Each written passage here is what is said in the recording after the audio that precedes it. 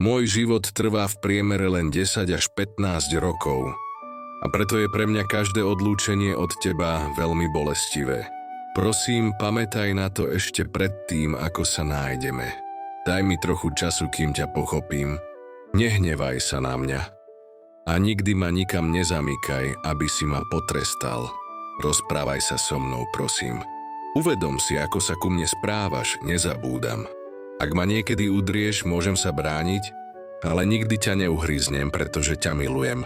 Predtým, než mi povieš, že som lenivý, že sa mi nikam nechce ísť, alebo že ťa nepočúvam, prosím, presveď sa, či som zdravý a cítim sa dobre.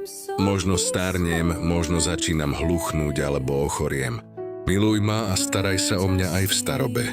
So všetkým to bude pre mňa jednoduchšie, ak budem môcť byť pri tebe. S láskou a úctou. Tvoj najlepší priateľ.